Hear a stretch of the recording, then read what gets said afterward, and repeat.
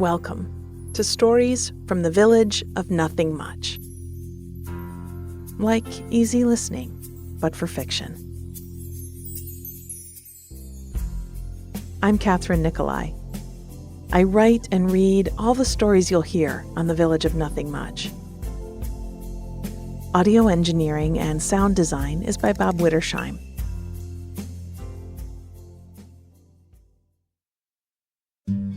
In our show notes, you'll find links to our ad-free premium version, our other shows, and our new collaboration with Quiet Mind.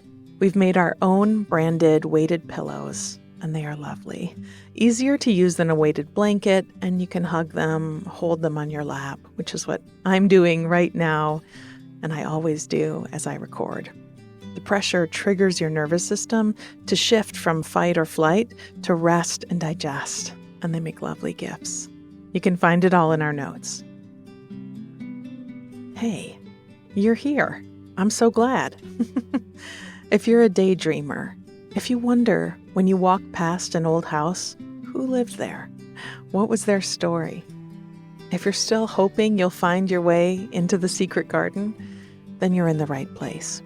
I tell soothing, simple stories of everyday magic, designed to help you connect to what is good in the world, to feel calm and mindful and among friends.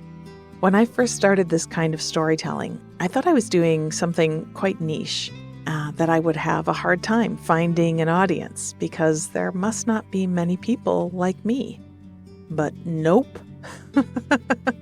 I was wrong. People all over the world are like you and me. They value gentleness and simple pleasures. So right now, as you listen, know that there are siblings, your extended cousins, and friends you haven't met yet, all listening with you and smiling and daydreaming. I'm going to share with you 3 stories that originally appeared in my sleep podcast, Nothing Much Happens, retold in a more lively manner and with some fun soundscaping underneath. If you stick around at the end, I'll give you a little peek behind the curtain. Now, because it's just a good way to start, let's take a deep inhale through your nose and sigh from your mouth. One more time, breathe in and out. Good.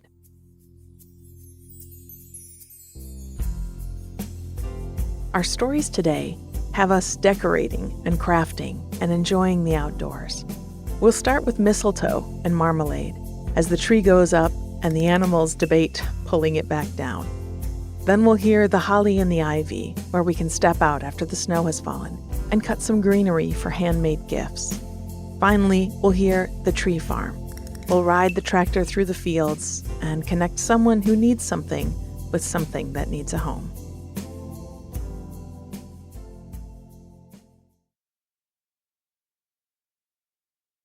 Mistletoe and Marmalade. It was our first Christmas together. Well, we'd had Christmases as friends, plenty of them, and a Christmas in the early days of being in love. But this was our first Christmas as a married couple, as a blended family. There was me, my ginger cat Marmalade, my scruffy brown dog Crumb, and now my love, and his sleepy giant greyhound, Birdie. In some ways, it felt like we'd always been together, for ages, and in others, it all felt brand new. I'd known how he took his coffee, no milk, a spoonful of sugar, and I knew his taste in music and the story behind the old green corduroy jacket he'd had since college. But I was completely surprised by his passion for tabletop RPGs, and his near encyclopedic knowledge of the history and flavor profiles of many, many varieties of chilies. I think I had surprised him too, when I'd replaced the sconces in the bedroom with some vintage ones I'd rebuilt and rewired. He joyfully flicked the switch on and off several times, admitting this was well above his skill set and seemed like magic to him. I had a feeling that this was one of the joys of loving someone for a long time, realizing there was always more to learn about them. The animals had also learned more. For example, that Birdie liked to graze and didn't usually eat his breakfast all at once. Once Crumb realized that there was second breakfast available, just one bowl over, he'd scarf his own and then dive into Birdie's. This led to a somewhat complicated morning routine involving shooing Crumb out into the yard as soon as he'd finished his last kibble and convincing Bird to go on and clean his plate. But most days we managed it. Marmalade, as usual, took it all in stride. She had priorities. She needed to lay on her perch and watch the birds at the feeder. She needed several naps, to bathe her paws and face and have some uninterrupted one-on-one time with me. And whether there was one dog chasing his tail or two while she did it, she didn't much care. I knew some of her disaffected nature was put on. She liked to appear a bit above her brothers, but I'd also seen her bathe both of their faces when they'd come back from their checkups at the vet. And on movie night, her favorite spot was right between them, her chin resting on Bird's back and her back paw stretched out to touch Crumb's belly. We were a happy little pack heading into the holidays, and decorating had been a good deal of fun for all of us. I wasn't a very organized person, so when it came time to gather together all the bulbs and strands of light and little houses for the Christmas village, we'd had to troop up to the attic, down into the basement, root through the garage, and dig under the bed. But eventually, we found nearly everything. Our tree went up in the living room, right in front of the big picture window where it could be seen from the street. There was a moment of contention while we debated white lights versus colored lights, but luckily my sweetheart realized I'd made a very convincing argument, and my pick were strung up. As we hung up bulbs and ornaments, some from my collection and some from his, we told the stories of them. Here was the bulb my mom had been gifted the year I was born, with the date still etched on the side, and the crack that had been carefully glued after I'd pulled the tree down when I was 3. Here was the ornament made of popsicle sticks and cotton balls he'd glued together in kindergarten. Unrecognizable as any particular thing, but cherished just the same. As we decorated, the animals watched a bit nervously from their beds. Boxes were often regarded with suspicion by all of them. Things were either coming in or going out, and they weren't sure they approved of either. Finally, Marmalade, bravest of the 3, tiptoed up to the tree and reached a paw out toward a green glass bulb. I could see her curious eyes reflected in the surface, and whether she broke the bulb or not, I thought I was likely to remember this moment for years to come. Her wonder at it, the glow of the tree lights through the fur of her ears. She batted it experimentally, and I squatted down beside her and replaced it with a felted mouse on skis. She reached out again, batting at it and watching the branch bounce as it was buffeted. I gave up and just unhooked the mouse and tossed it for her. She caught it and kicked it under the couch, where she could just barely fit, her hind legs and tail sticking out as she wrestled her new toy. We decided to move anything breakable up to the higher branches. Crumb came closer to sniff at the boxes and tilt his head as I wound the key on the bottom of a snow globe and tipped it up in front of him. A tinny version of the Christmas song played as he watched the suspended snowflakes slowly drift down over a little house not so different from our own. I hummed along and reached out to scratch under his chin. To pups from 1 to 92. Though it's been said many times, many ways, meowy Christmas to you. I heard a chuckle from the other room and wondered if my appreciation for bad puns had come as a surprise, like my electrical handyman skills had. I heard him bustling around in the kitchen, a drawer opening, and wondered if he was starting dinner. I set the snow globe down in front of Crumb, who got down on his belly and pressed his nose to the glass, still watching the snow fall. Bluebird stood up and stretched beside the couch, and I called him over. He sat down beside me, and I put my arm around him, and we looked up at our beautiful tree. I thought it might be a little chilly for him, and I reached for one of his sweaters in a box. It was an ugly Christmas sweater with reindeer and baubles and candy canes stitched on. I laughed as I pulled it over his head. He looked at me with consternation and despair, but I told him at least I wasn't making him wear his antlers yet. "Come see Birdie in his sweater," I called. He peeked out from the kitchen with something in his hand. He came closer and presented it to me. Some leaves and red berries tied together with the striped twine we saved from the bakery boxes. He squatted down beside me and whispered, "It's mistletoe." I'm pretty sure these are bay leaves from the spice drawer. They may still work, though. Oh, they probably do.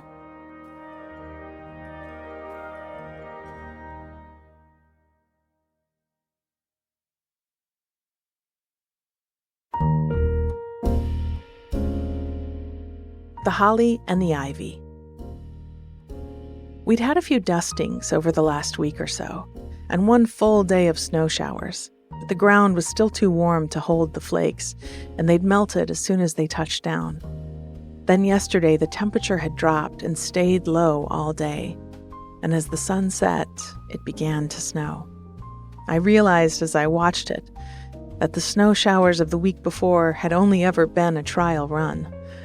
Mother Nature just testing the idea of blanketing our lawns and lanes in flakes. But now she was serious. This was a thick, layered snowfall that went on all night. I woke a few times in the wee hours, and though I didn't get up, I could see just by how brightly the moonlight was reflecting on my bedroom walls that there must be a good bit of snow piling up around me. The idea of it laying thick on the roof and branches around me, it felt like a second blanket covering me. And not just me, but my whole home, the whole village. And that idea put me right back to sleep. When I woke and stepped up to the window, I saw that a half foot or so of snow was draped over every horizontal surface. It was a new and lovely sight after watching the landscape bloom through the summer and color deeply in the fall, to see it now wrapped in shades of white and gray. I lived once in a place where the weather barely changed all year, and while that held its own attractions for me, I loved watching the seasons come and go.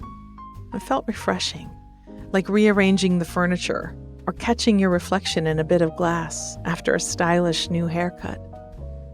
You recognized most of the landmarks, but the alterations made you look closer at the whole thing and reminded you that things change and that allowing them to is so much more peaceful than fighting against them.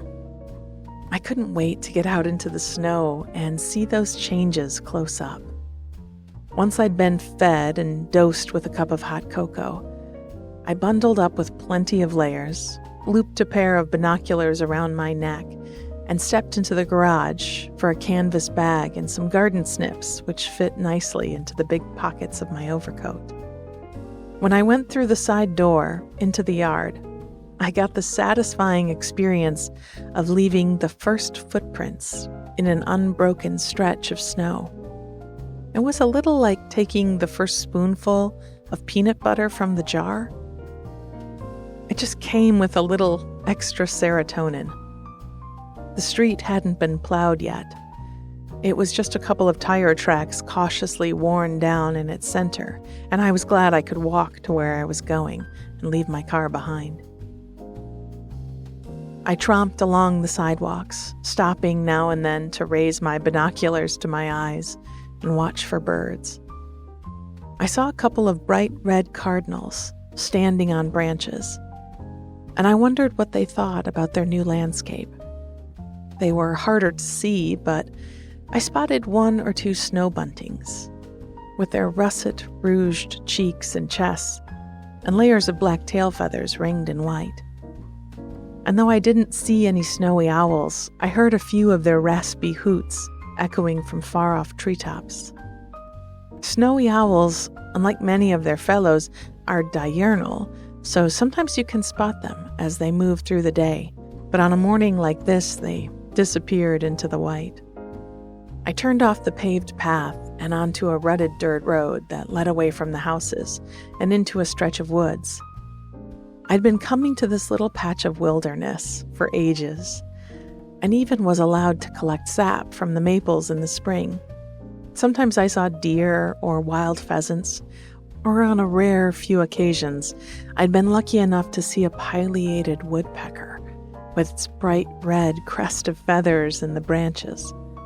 They were big birds, over a foot tall, and every time I'd seen one, it had taken my breath away. While I certainly kept my eyes open as I moved through the woodlands today, I was in search of flora rather than fauna. I wanted to make some homemade holiday gifts for my neighbors.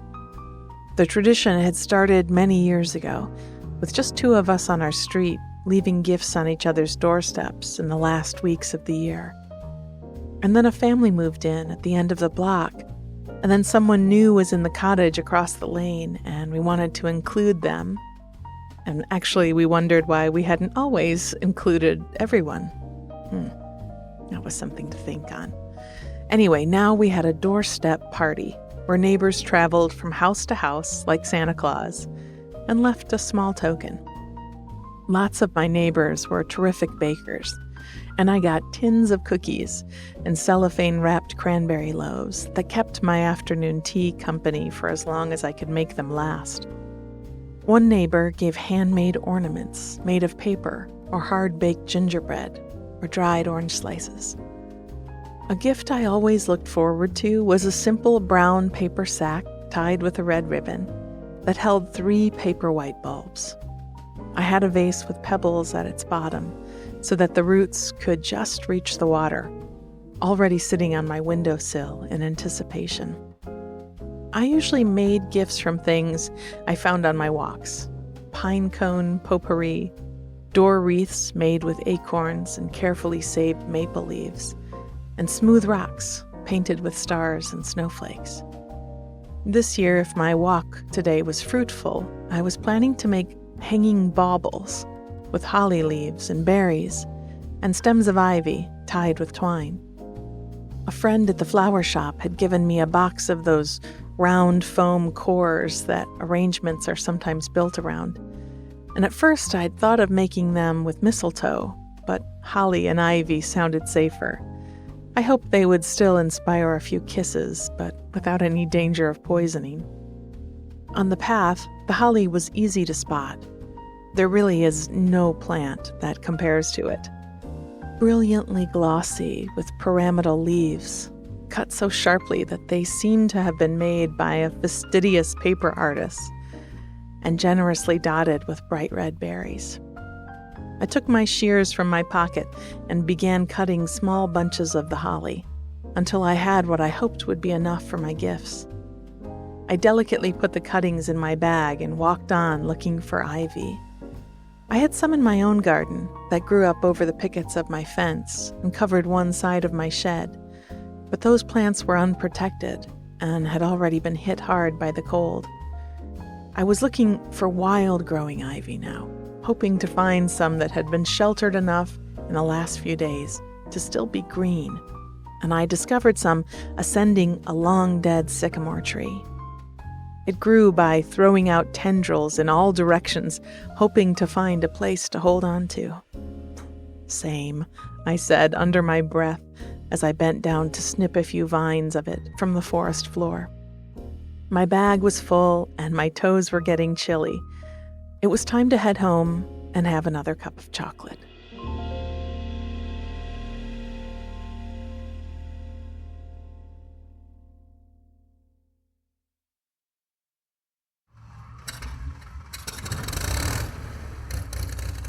the tree farm. With just a week till Christmas, there hadn't been many customers coming down the long gravel 2-track to the farm today. Most folks had their tree all ready, and while we might get a few stragglers here and there, some Kringle-come-latelys, as we called them, we were wrapping up for the year in little ways all over the farm. 2 of our 3 tractors that pulled trailers lined with hay bales, usually full of customers, out into the fields to find their trees, were now settled in the barn, swept clean and tucked in for the rest of the winter. The last box of candy canes had been opened and hung on the branches of the giant tree in the shop, and we didn't anticipate needing any more this season. A few of our workers had taken their pay and their stocking from the long mantle, full of tips and treats, and wished us all a happy holiday and gotten on the road, heading home. There were just a few of us left, as the sun came closer to setting and the night air turned cold.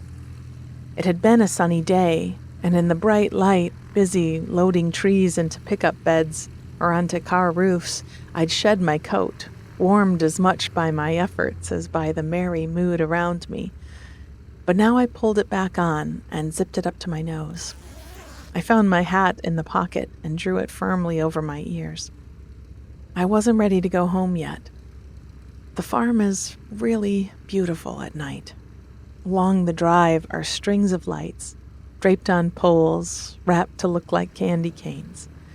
And near the barn and shop, everything is lit. Candles in every window, wreaths on every door. We have warming stations, heaters with their welcoming glow. All of it really cheerful and lovely, but my favorite spot was out in the open fields under the stars, where the moonlight reflected on the snow, and the only sound was the crunch of your boots and your breath. It was my job each night to make one last pass with the tractor through the fields to make sure all of the customers had been collected, no villager left behind. And now that I was better bundled, I set out. We had a 6 fields that were ready for cutting, and many, many more planted for the future. It was a careful system, rotating the fields so the soil could rest, so that the trees would have time and space to grow. And as I rolled through them, I felt a deep peace settle into me. The night air was like peppermint in my nostrils, making me feel awake and attuned to the trees and the stars. I had read once that the minerals in our bones had been born in the belly of a star, light years away and ages ago. And when I rode through the fields at night and looked up, I did feel my place.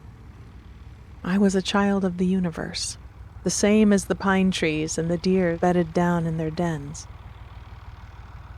I stopped on the edge of the Douglas firs, turned off the engine, and reached for my thermos. When I twisted off the top, steam, sweet and spicy, rose up and rippled in the air. I poured my hot cider, spiced with cinnamon, into my thermos mug and wrapped my hands around it. I leaned back in the tractor seat and propped my feet, unprofessionally, on the dash. For a few minutes, I just sat and sipped and listened and looked. The sky was cloudless. There would be no snowfall tonight, and there was only the faintest bit of wind stirring the treetops. When I'd had the last sip of cider from my cup, I closed up my thermos and started the tractor to finish the loop back to the shop. Just as I came over the slight rise near the Nordman firs, I spotted a tree, cut and left behind near the trail. I clicked my tongue and shook my head. It doesn't happen often, but every once in a while someone will cut a tree and change their mind, spot a better one, and leave the first behind. We ask our guests not to do this, but it happens. I stopped the tractor and jumped down. I stood the tree up on its cut end and looked at it. A perfectly handsome tree. Why anyone would have left it was beyond me. I loaded it onto the trailer and climbed back in. A few minutes later, I was turning in toward the barn when I spotted headlights coming slowly down the drive. I stepped down from the tractor and pulled my gloves on, going to meet them. The car stopped a few yards from the shop, and a man stepped out. He had a worried look about him, his hands crammed in his pockets, and he hurried to the shop door and found it locked. "Hello," I called out to him. He turned toward me, shielding his eyes from the bright strings of Christmas lights. "Hello," he called back. "Looks like I missed not the boat, but maybe the sleigh?" I chuckled and strolled into the pool of light. "Nearly, but as long as I'm here, I might be able to help. Do you need a tree?" He sighed and smiled gratefully. "Yes, I meant to make it out earlier, but work kept me late, and I just don't want to go home one more day without one. I'll take any tree you've got." Must be kismet. I just found an orphan tree in the field. I pulled the tree from the trailer and stood it for him beside the baler. The piney scent was thick in the air, and I saw his face soften as he looked at it. "That's just the kind we had when I was a kid. It smells just the same." "Well then, I thought someone had left it behind, but now I guess they cut it for you. They must have known you'd be late and needed it." His eyes brimmed, and he bent his head, feeling around in his pockets for his wallet. The shop was closed. Our register was shut down for the day, and as he drew out a card, I reached for the baling twine to tie the tree to his roof. "Ah," I said, "never mind. Just pass it along before the year is out. Deal?" He helped me hoist the tree up onto his car and caught the edge of the twine as I tossed it. "Deal. And Merry Christmas."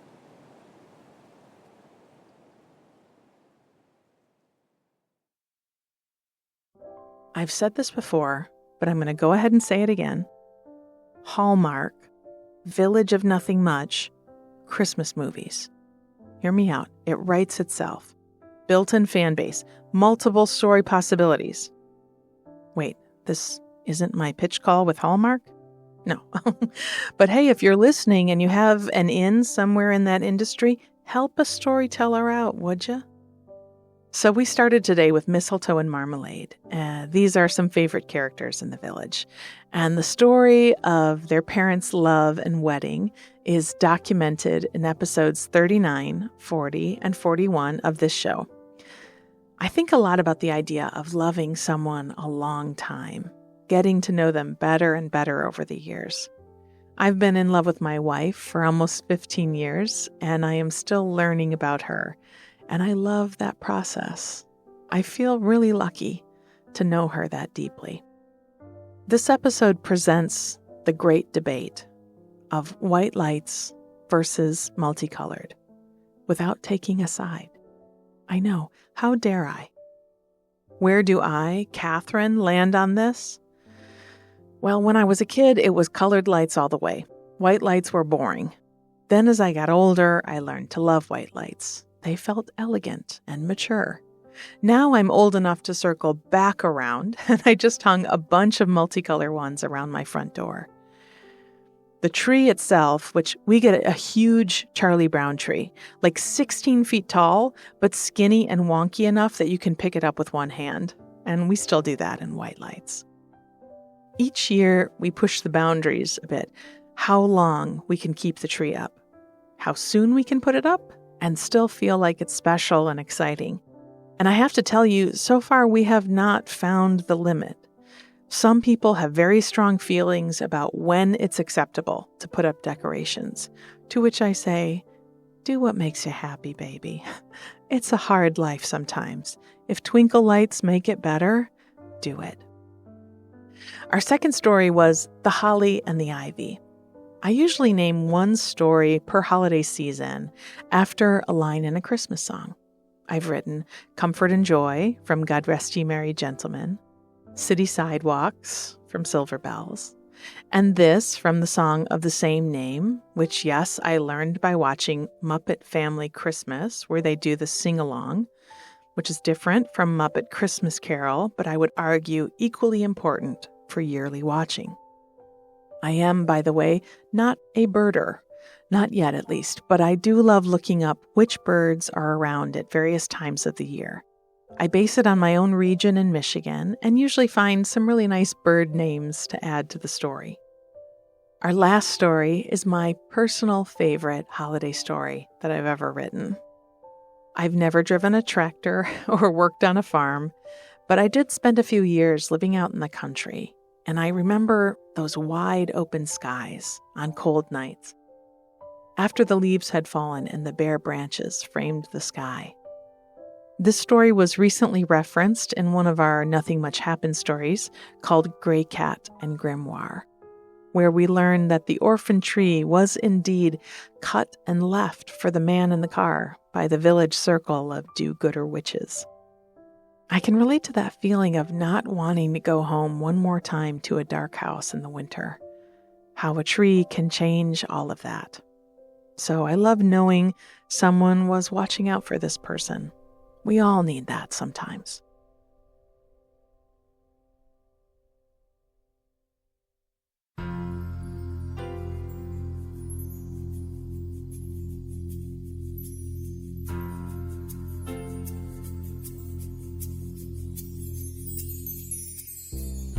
Till next week, my dears, I wish you light in the darkness, the first step into the new snow, and a good deed done by a stranger.